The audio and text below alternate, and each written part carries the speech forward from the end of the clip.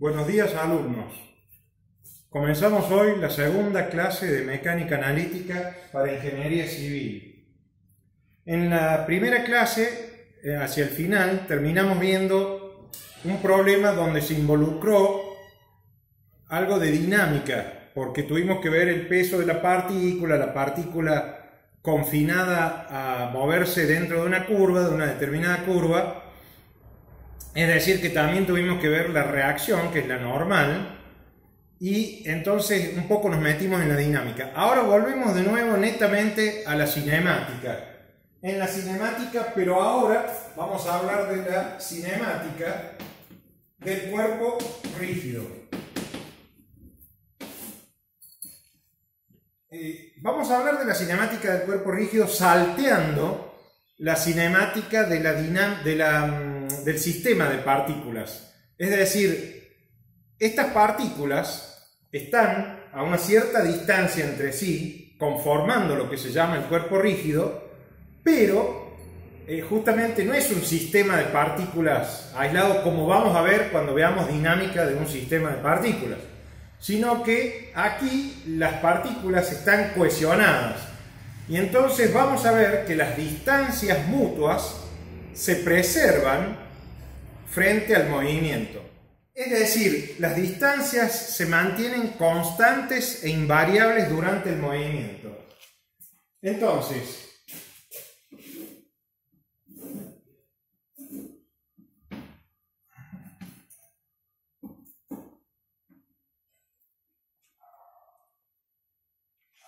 consideremos dos puntos, P y Q.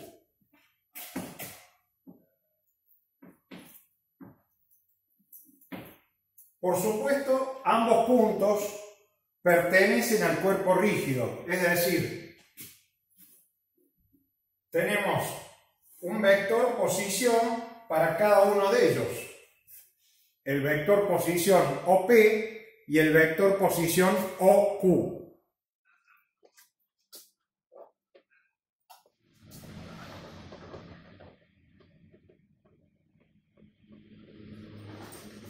Entonces, tenemos el vector posición OP, el vector posición OQ y la distancia entre P y Q, que se llama QP.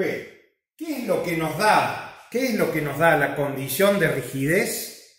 La condición de rigidez nos la da que la distancia QP se mantenga constante. Es decir, lo que acabamos de decir, que durante el movimiento haya invariabilidad y permanezcan constantes las distancias entre dos partículas del cuerpo rígido.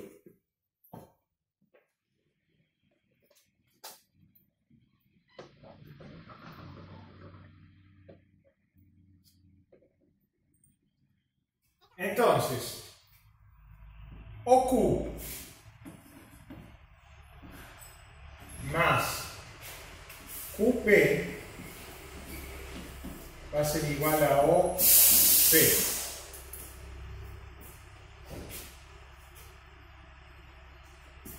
Bien, entonces tenemos un cuerpo rígido de lo cual hemos tomado solamente dos partículas, P y Q. Vamos a demostrar que la derivada de un vector de módulo constante es perpendicular siempre a este vector. Para lo cual partimos de esta explicación y decimos, supongamos un vector cualquiera, como podría ser este vector QP, de módulo constante, como acabamos de decir. Entonces, ¿cómo sería el módulo? Raíz de QP por QP, producto escalar. Eso nos da el módulo del vector QP.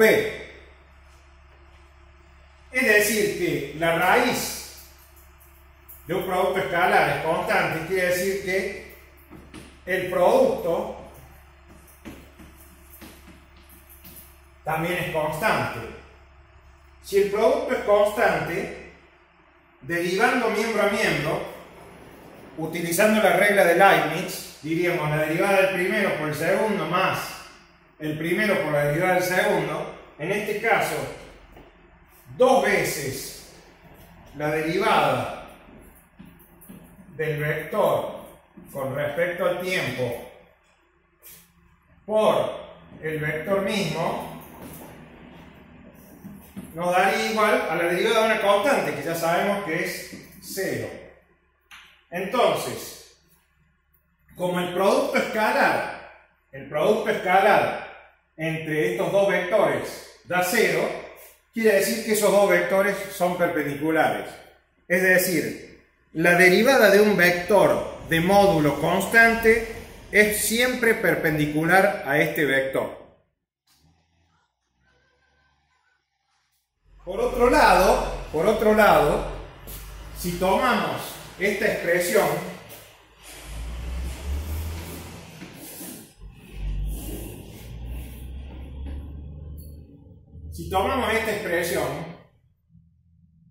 despejando QP, nos va a quedar OP menos OQ.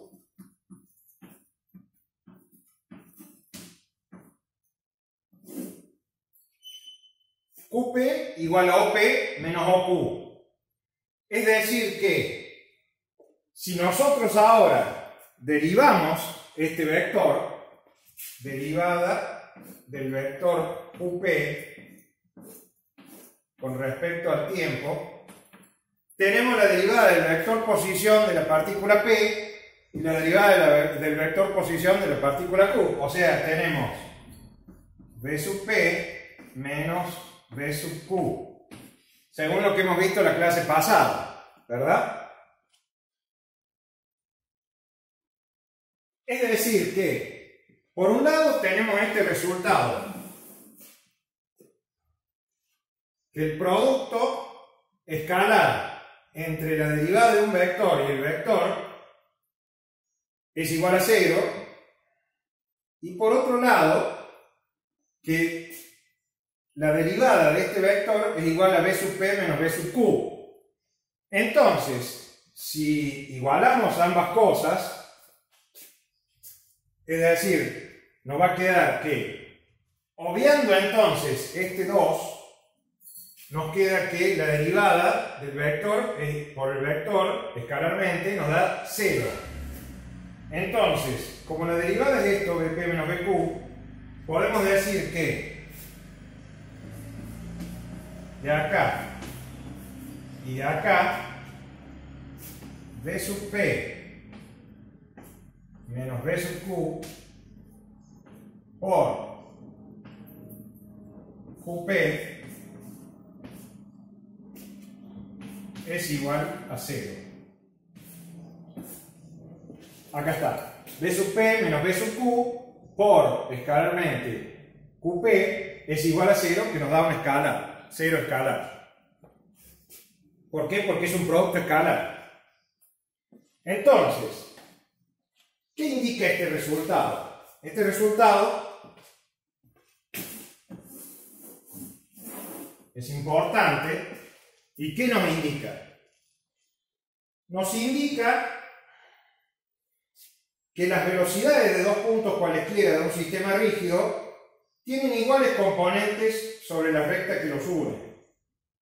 Esa es una propiedad característica de los campos. Es una propiedad característica de los campos vectoriales. En este caso, estamos hablando del campo de velocidades. Es decir, hemos descubierto que estamos frente a un campo de velocidades. Así como si esto lo aplicáramos a los momentos, estaríamos frente a un campo de momentos que no hemos visto y que en algún momento dado podemos llegar a ver, pero que por ahora no lo vemos. Entonces, esto es un campo de velocidades. Esto nos indica que esto es un campo de velocidades. ¿Qué quiere decir esto? Que la velocidad de todos los puntos de un cuerpo rígido constituyen un campo de velocidades. Como el producto escalar es 0, ¿qué implica esto? que este vector y este vector son perpendiculares. Al ser perpendiculares, quiere decir que un vector se puede expresar en función del otro de la siguiente manera. B sub P menos B sub Q es igual a un cierto omega, vector omega, transversal, vectorial, el vector QP. De esa manera podemos expresar a través de un vector arbitrario, omega, la perpendicularidad entre ambos vectores. Y si nosotros despejamos ahora B sub P, nos va a quedar B sub Q más omega por QP. Aparentemente hasta ahora, por lo que hemos visto, todo nos indica que este vector omega es válido para todo el cuerpo rígido. Esta es la fórmula fundamental, de los cuerpos rígidos. De la cinemática de los cuerpos rígidos, del movimiento de los cuerpos rígidos. Esto nos indica que el cuerpo rígido está sometido a un campo de velocidades, que ya vamos a tratar de ir desmenuzando y explicando mejor. Esta es la fórmula fundamental de la cinemática de los cuerpos rígidos, que nos indica que estamos en presencia de un campo instantáneo de velocidades para el cuerpo rígido. Es decir, que tenemos la distribución de las velocidades en el cuerpo rígido. Veamos ahora algunos casos particulares. ¿Qué pasa si el vector omega es un vector nulo? En ese caso, tenemos traslación pura. Es decir, B sub P sería igual a B sub Q. Es decir, todos los puntos del cuerpo rígido pasan a tener la misma velocidad. Entonces, el campo de velocidades es uniforme. Decimos que el campo es uniforme. Esto quiere decir que el vector QP, que nosotros habíamos visto, el vector QP se desplaza de manera uniforme a lo largo del movimiento. ¿Qué es lo que mantiene constante? Bueno, ya sabemos, como todos los vectores, la magnitud, la dirección y el sentido se mantienen constantes en este vector. Entonces, la traslación, el movimiento se llama traslación instantánea. Traslación instantánea. Por otro lado, vamos a tener, en otro caso particular, vamos a tener una rotación pura. Es decir, ¿qué pasa si tenemos un cuerpo rígido?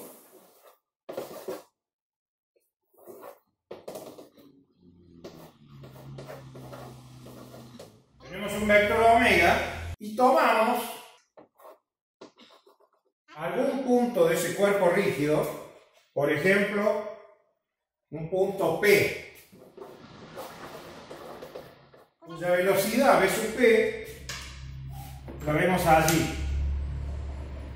Ahora, ¿qué ocurre si la velocidad de B sub P es perpendicular a omega? Justamente, B sub P, en este caso, es perpendicular a omega. Los dos vectores son perpendiculares, como estamos viendo. Entonces, B sub P escalar omega va a ser igual a 0. ¿Por qué? Porque son perpendiculares.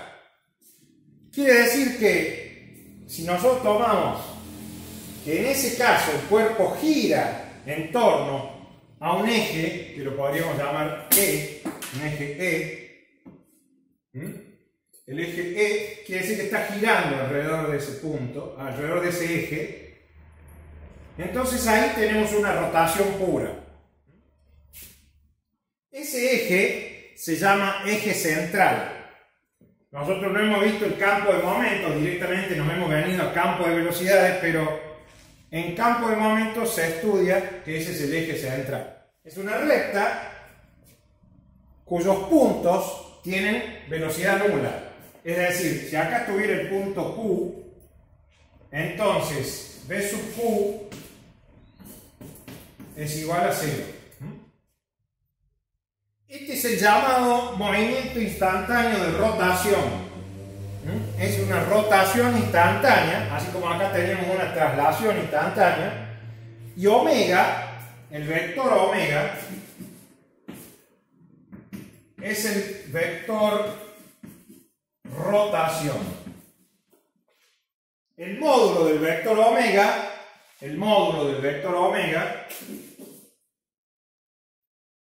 es la velocidad angular que ya conocemos de la física.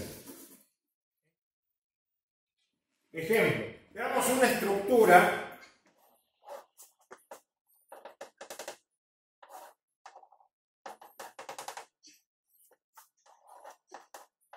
tomemos un disco que gira con una velocidad angular omega sub 1. A su vez, toda la estructura, esta estructura que está acá, este marco que está acá, gira, todo el marco gira con una velocidad omega sub 2. Entonces tenemos el disco que gira con omega sub 1 y toda la estructura que gira con omega sub 2. Omega 1 y omega 2 son dos vectores. Acá tenemos el punto O sub 1 y acá tenemos el punto O sub 2. Si tomamos un punto cualquiera del disco, al cual lo llamaremos P, vamos a hacer una referencia y esta va a ser una composición de dos rotaciones, omega 1 y omega 2, que en este caso omega 1 y omega 2 son iguales pero de sentido contrario, es decir que omega 1 es igual a menos omega 2. Son iguales en módulo pero de sentido contrario. Entonces, si nosotros consideramos que la velocidad de la partícula va a ser la suma de la velocidad debido a un giro más la velocidad debido a otro giro, entonces tenemos una composición de dos movimientos. Vamos a ver cómo quedan esos movimientos. Por ejemplo, con respecto a O sub 1, vamos a tener el siguiente movimiento. V sub P referido a 1 va a ser igual a omega 1 vectorial O sub 1 P. Ahora, V sub P referido a 2 va a ser igual a omega 2 vectorial O2 P. Es decir que si V sub P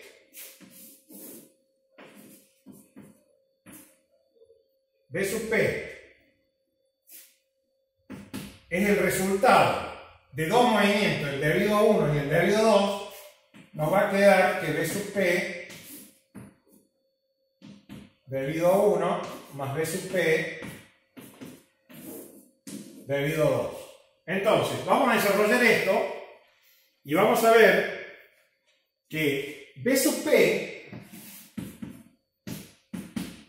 es omega 1 vectorial O1P más omega 2 vectorial O2P.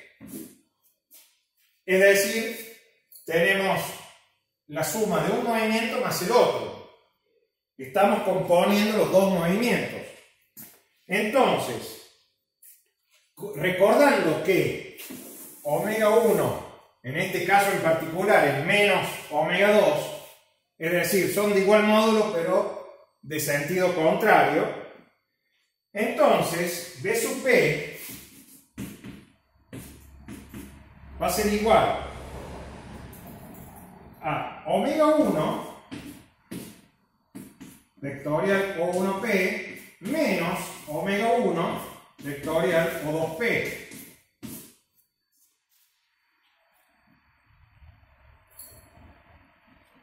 Es decir, hemos reemplazado omega 2 por menos omega 1.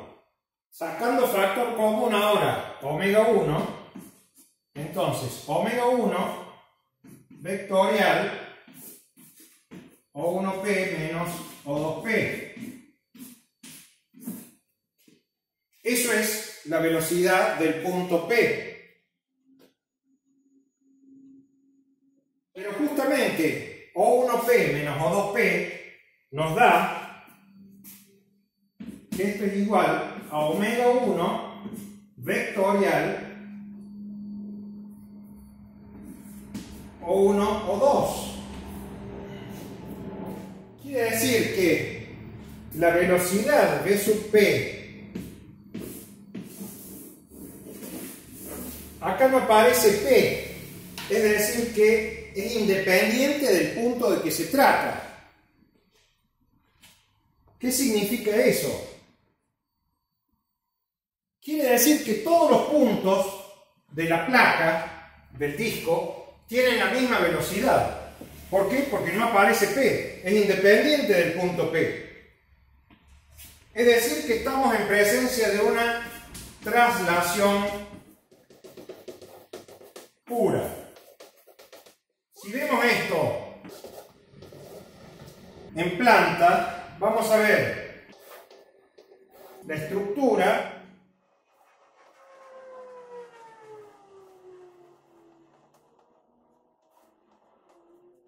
el disco. Vamos a ver que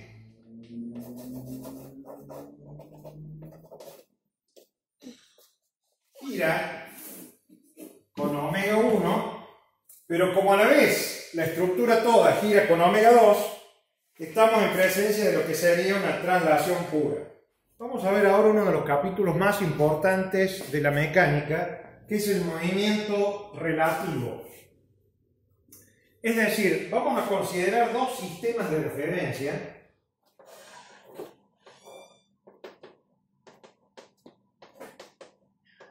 un sistema O sub 1, X sub 1, Y sub 1, Z sub 1, que lo vamos a llamar sistema inercial. Ya después vamos a explicar por qué. El cuerpo y otro sistema X o X y Z, que lo vamos a llamar sistema no inercial. Este sistema no inercial es como si lo consideráramos que el sistema es móvil con respecto al cuerpo, y este sistema es como si lo consideráramos que el sistema es fijo. Sabemos que en la Tierra no hay ningún sistema fijo, ningún sistema está quieto, pero nosotros lo consideramos como si fuera, aunque a algunos profesores que nos han enseñado a nosotros no les agradaría que dijéramos esto, porque ningún sistema es fijo. Tomemos ahora de este cuerpo dos puntos, un punto P y un punto Q, como siempre, cuyo vector que los une es el vector QP. Siempre se nombra primero el punto de partida y luego el punto final. Este es el vector QP, tal cual como vimos antes. Es decir, que según el campo de velocidades, B sub P es igual a B sub Q más omega vectorial QP. Esto es lo que hemos estudiado hasta recién y es lo que hemos visto, que es el campo de velocidades. Es decir, que si ahora volvemos marcha atrás y ponemos B sub P menos B sub Q, esto nos va a quedar omega por QP. ¿Y qué es B sub P y B sub Q?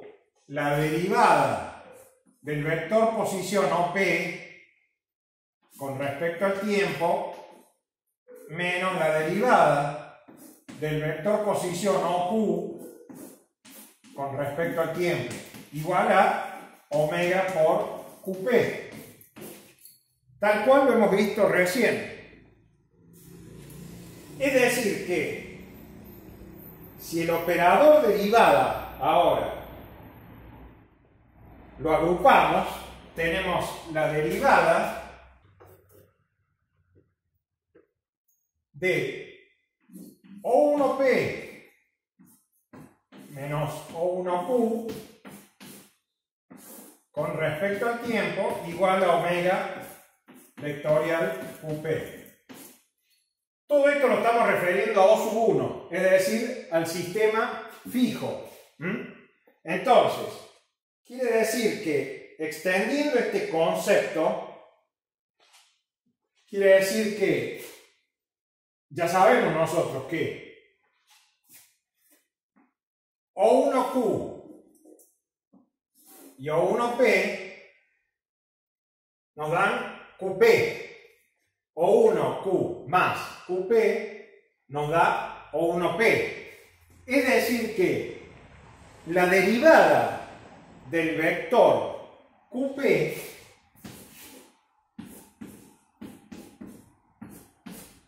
con respecto al tiempo va a ser igual a omega por QP. Cosa que ya habíamos visto hace un rato, es decir que ya sabíamos esto.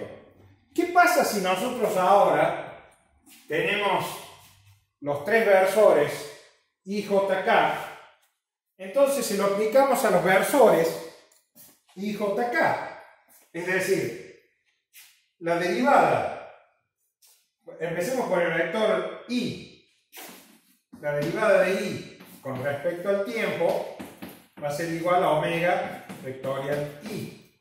La derivada de J con respecto al tiempo va a ser igual a omega vectorial J. Y la derivada de K con respecto al tiempo va a ser igual a omega por K. Es decir que tenemos tres ecuaciones que son las famosas ecuaciones de Poisson. Poisson fue quien descubrió esta cuestión. Entonces, un punto P cualquiera podrá tener un movimiento absoluto con respecto a un sistema que hemos llamado sistema inercial, podrá tener un movimiento relativo con respecto a un sistema que lo hemos llamado no inercial o móvil.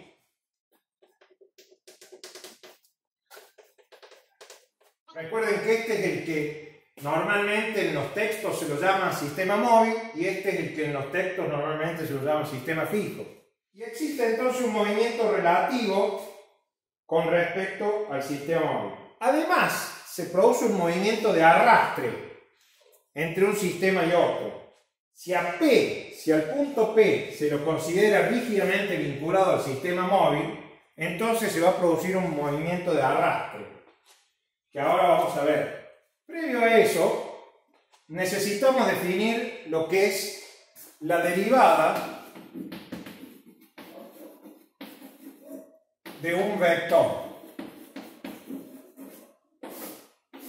Consideremos un vector A cualquiera y vamos a ver lo que es la derivada de un vector. Entonces vamos a tener que la derivada de ese vector A con respecto al tiempo, con respecto a un sistema fijo,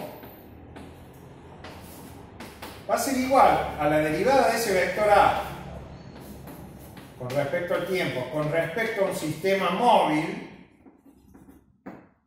más omega por A.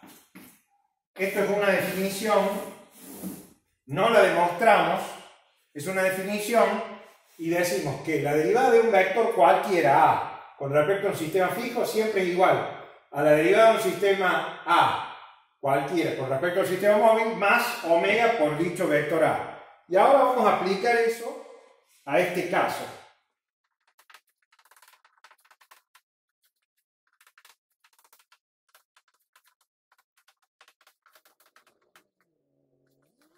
La posición de P con respecto al sistema móvil es esta. La posición de P con respecto al sistema fijo es esta.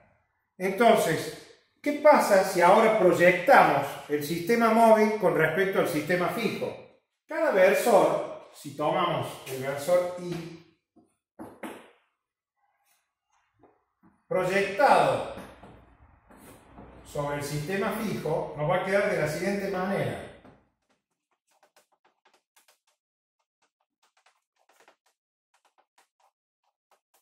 Y producto escalar I sub 1 en el sentido de I sub 1 y producto escalar J sub 1 en el sentido de J sub 1 y producto escalar K sub 1 en el sentido de K sub 1. Es decir, hemos proyectado el vector I a lo largo de cada uno de los vectores, de los ejes coordenados del sistema fijo. Si hacemos lo mismo con J y hacemos lo mismo con K, vamos a tener expresiones similares con respecto a I sub 1, a J1 y a K sub 1.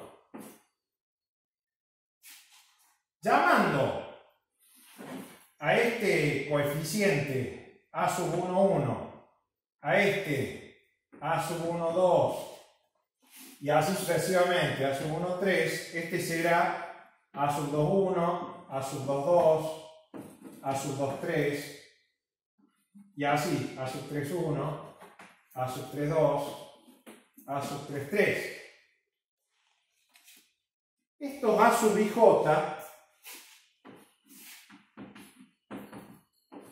son los denominados cosenos directores,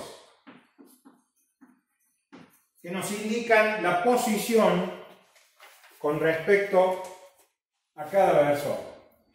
Entonces pasamos ahora a ver uno de los teoremas más importantes de la mecánica. Vamos a ver el teorema de Coriolis.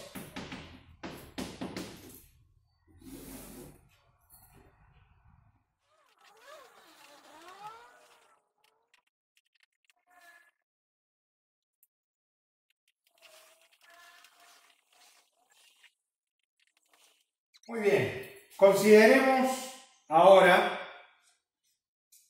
que un punto P está ubicado con un vector R mayúscula, posición, con respecto al sistema fijo X1, Y1, Z1, y que está ubicado con un vector R minúscula, vector posición del sistema móvil, del punto P, y la liga entre el sistema móvil y el sistema fijo es R0. Entonces, R0 más R nos va a dar R grande. R0 más R, R0 más R nos va a dar R grande. Partimos de ahí para demostrar el teorema de Coriolis, uno de los teoremas más importantes de la mecánica. Como nosotros siempre queremos ver el movimiento relativo, que ese es nuestro objetivo, ver el movimiento relativo, entonces vamos a despejar de acá R, nos va a quedar R menos R sub 0. Entonces ahora tenemos el vector posición de la partícula P con respecto al sistema móvil expresado en función de los otros dos. Partimos de allí para decir que partimos de esta expresión para decir que la derivada de R con respecto al tiempo, con respecto al sistema fijo, va a ser igual a la derivada de R con respecto al tiempo, el sistema móvil, más omega por R. ¿Qué es esto? Lo mismo que hemos visto antes con un vector A, nada más que ahora lo estamos aplicando al vector R. Es la derivada de un vector. Es la derivada de un vector con respecto al sistema fijo, es igual a la derivada de ese vector con respecto al tiempo, con respecto a un sistema móvil, más omega por R. Entonces, ¿qué es la derivada del vector R, que es el vector posición, en el sistema móvil? Bueno, esto es lo que se llama la velocidad relativa. Esa es la velocidad relativa. Por otro lado, ¿qué vemos acá con la derivada de R con respecto a t? Bueno, R es R grande menos R0. Entonces esto es la derivada de R con respecto al tiempo menos la derivada de R0 con respecto al tiempo. Es lo mismo, porque justamente es lo que estamos viendo. Y la derivada de R es lo que llamamos velocidad. Y la derivada de R0 será la velocidad de sub 0. Lo denominaremos velocidad de sub 0. Entonces, nos queda finalmente que V menos V sub 0 es igual a la velocidad relativa más omega por R.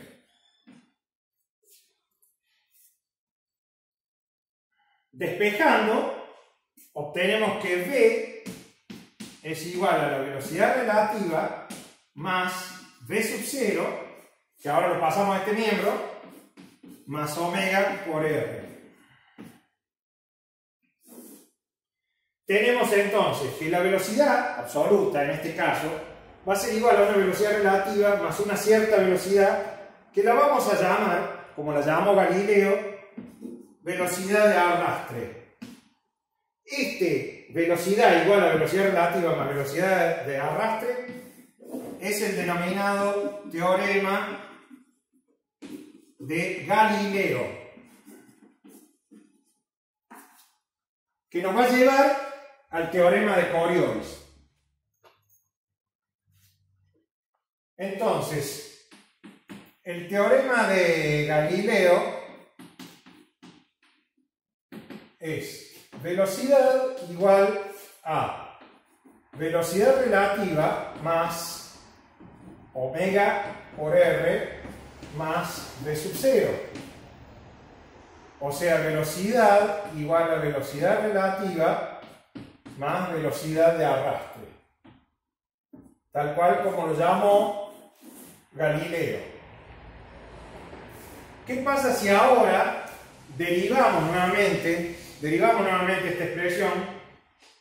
Entonces vamos a tener la derivada de la velocidad con respecto al tiempo en un sistema fijo igual a derivada de la velocidad relativa con respecto al tiempo, sistema fijo, más derivada de omega por R con respecto al tiempo en un sistema fijo, más directamente la derivada de sub 0, que la llamamos A sub 0. Entonces ahora vamos a desarrollar esta derivada de manera tal, abocándonos primeramente a este término, este primer término. La derivada de la velocidad relativa con respecto al sistema fijo va a ser la derivada de la velocidad relativa con respecto a un sistema móvil, que lo vamos a llamar aceleración relativa, más omega por la velocidad relativa. Hemos aplicado derivada de un vector para la velocidad relativa. La derivada de la velocidad relativa con respecto a un sistema móvil lo llamamos aceleración relativa más omega por la velocidad relativa. Acá, en el segundo término, vamos a tener la derivada de omega por R con respecto a un sistema móvil más omega por R. Es decir que vamos a tener la derivada de omega por R con respecto al sistema móvil. Acá, en este punto, en este primer término, vamos a aplicar lo que sería la regla de Leibniz. Es decir, la derivada de omega con respecto al tiempo, ¿no?, por R más omega por la derivada de R con respecto al tiempo, que sería la velocidad relativa. Entonces, si ahora expresamos todo lo que hemos tenido, vamos a ver que la derivada de la velocidad con respecto al tiempo la llamamos A, sería la aceleración absoluta, va a ser igual a la aceleración relativa más la aceleración a sub 0 más omega punto por R más omega por R más, y acá vamos a ver que tenemos dos veces omega por velocidad relativa, es decir, más dos veces omega por la velocidad relativa. Bien, A sub 0 más omega punto R más omega por R, todo eso lo llamamos aceleración de arrastre. Y esta va a ser la aceleración de Coriolis. Entonces la aceleración nos va a quedar igual: aceleración relativa más aceleración de arrastre más aceleración de Coriolis. Esta composición de aceleraciones nos va a llevar a un tema muy interesante, que son las denominadas fuerzas de inercia. ¿Por qué? Porque si nosotros consideramos ahora que la aceleración relativa, despejando de acá, ¿no?, la aceleración relativa es la aceleración absoluta menos la de arrastre menos la de Coriolis, es igual a aceleración absoluta menos la aceleración de arrastre menos la aceleración de Coriolis. Entonces, ¿qué pasa si nosotros multiplicamos por m cada uno de estos términos? Bueno, nos queda, en lugar de aceleraciones, fuerzas, masa por aceleración.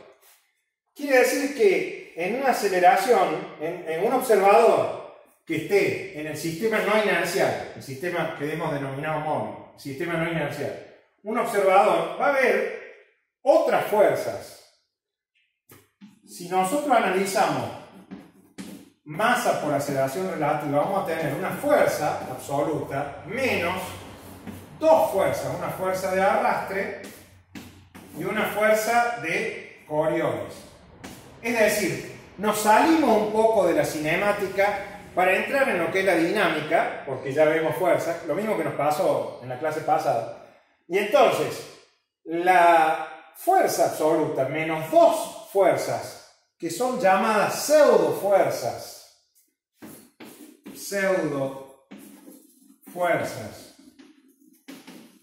fuerzas aparentes o fuerzas de inercia o fuerzas ficticias, que en el sistema inercial no se las ve, no existen. Estas fuerzas no tienen reacción, es decir, son las fuerzas debido al movimiento de dos sistemas. Es lo mismo que si yo voy en el ómnibus y el ómnibus frena, entonces me hace ir para adelante. Al frenar me hace ir para adelante.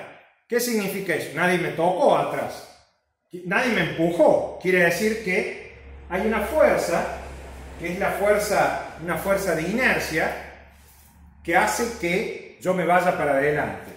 Bueno, lo mismo ocurre en los sistemas en general, donde aparece esta fuerza, que es la fuerza de arrastre, más una fuerza de Coriolis. La fuerza de Coriolis es debido a la rotación de la Tierra, y en todo caso se la puede ver en particular si ustedes buscan en YouTube, en algunos videos que me han mostrado, aparecen cómo se demuestra la fuerza de Coriolis. El sistema inercial es el sistema que no tiene estas fuerzas ficticias, es decir, donde la fuerza de arrastre y la fuerza de Coriolis son iguales a cero. Ese es el sistema inercial. Fuerza igual a masa por aceleración, tal cual como lo dijo Newton, y no existen estas fuerzas, pseudofuerzas o fuerzas ficticias o fuerzas de inercia. A partir de esta expresión, fuerza igual a masa por aceleración, nosotros podemos tener dos tipos de problemas. Un problema donde conocemos el movimiento, es decir, sabemos de las ecuaciones paramétricas, x punto, x2 puntos, conocemos el movimiento y necesitamos averiguar cuáles son las causas de ese movimiento. Ese es un tipo de problema. Por otro lado, otro tipo de problema es, dada la fuerza total o la solicitación aplicada a la estructura en ingeniería, nosotros tenemos que determinar cuál es el movimiento. Bueno, el primer tipo de problema, conocido el movimiento, y averiguar las causas de ese movimiento es más inmediato, es relativamente más fácil. Y el segundo es un problema más complejo, que es el que muchas veces nos toca resolver en ingeniería, que es, conocida la causa, conocida la solicitación, averiguar cuál es el movimiento. En el segundo tipo de problema, tenemos, por ejemplo, la tensión en un cable, la acción de un resorte, el movimiento de los fluidos, etc. Vamos a ver ahora unos ejemplitos que quiero proponerles para mostrarles. El primer ejemplo es un ejemplo de una partícula en un movimiento vertical. Como ya lo han visto en Física 1, tenemos una velocidad inicial, acá un eje Y, pongamos un eje Y vertical, ¿no es cierto? Y el movimiento de la partícula es el movimiento de una partícula en el vacío. Entonces, ejemplo, movimiento de una partícula en el vacío. Bueno, ¿cuál es la única fuerza actuante? Y bueno, el peso, que en este caso es hacia abajo. Por eso lleva un signo menos con respecto al eje Y que hemos puesto. ¿Y la fuerza va a ser igual a qué? Bueno, la fuerza es igual a masa por aceleración. Entonces, en este caso nos va a quedar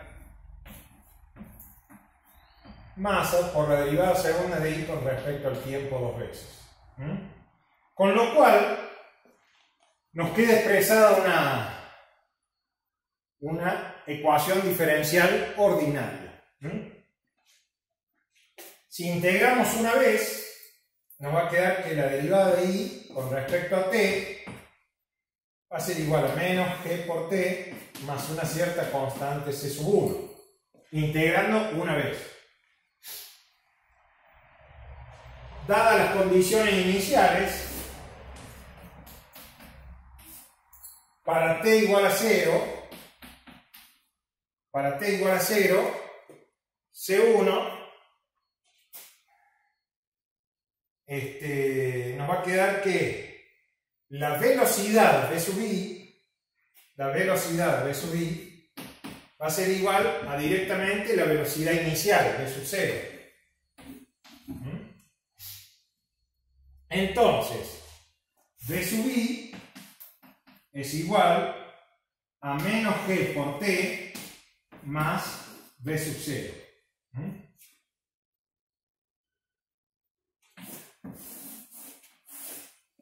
Este es el ejemplo de una partícula lanzada verticalmente, como ustedes lo han visto, nada más que este planteo es un planteo que probablemente en física 1 no se lo hayan mostrado. A lo mejor sí, a lo mejor no. El otro ejemplo es el lanzamiento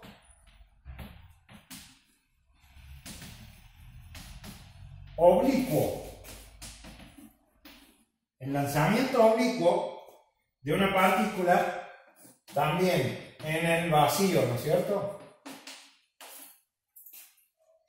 Es decir, acá ya el movimiento no es unidimensional, sino que es bidimensional. Tenemos el eje Y y el eje Z. Y ya sabemos que la partícula es lanzada con una velocidad de sub O inicial. Y entonces, en este caso, vamos a tener masa por aceleración en el sentido horizontal igual a 0 y masa por aceleración en el sentido vertical igual a menos mg.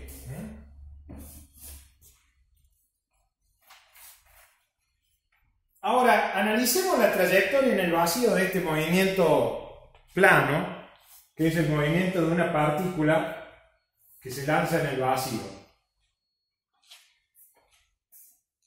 Acá vemos que, ¿qué hemos puesto acá? Que la aceleración a sub x es igual a 0 y que la aceleración a sub y es menos g. ¿No es cierto? Ahora, si nosotros integramos esta expresión, bueno, vamos a tener que la velocidad v sub x es igual a la v sub 0 coseno de alfa, y la velocidad v sub i es igual a v sub 0 seno de alfa menos g por t. Y si integramos una vez más, si integramos estas expresiones una vez más, vamos a tener que x, la posición, va a estar dada por v sub 0 coseno de t de alfa t por t, y que y es v sub 0 seno de alfa t menos un medio de g por t cuadrado. Entonces, de esa manera tenemos la posición, la velocidad y la aceleración de un movimiento de una partícula en el vacío. Pero profundicemos un poquito más esto y veamos qué pasa si aparece una resistencia, una fuerza F de resistencia que sea proporcional a la velocidad. Menos c por v. Entonces, tal como hemos visto en otras oportunidades, la velocidad va a ser igual a la velocidad v sub x más la velocidad v sub i, vectorialmente, ¿no? Sumando vectorialmente. Y la fuerza esta, también la podríamos descomponer como una fuerza de resistencia en X más una fuerza de resistencia en Y. Entonces, ahora ya no estamos más en el vacío, estamos en un medio disipativo, en un medio donde aparece una fuerza de resistencia. Entonces, borremos el ejemplo del vacío, que ya lo conocían ustedes de la física.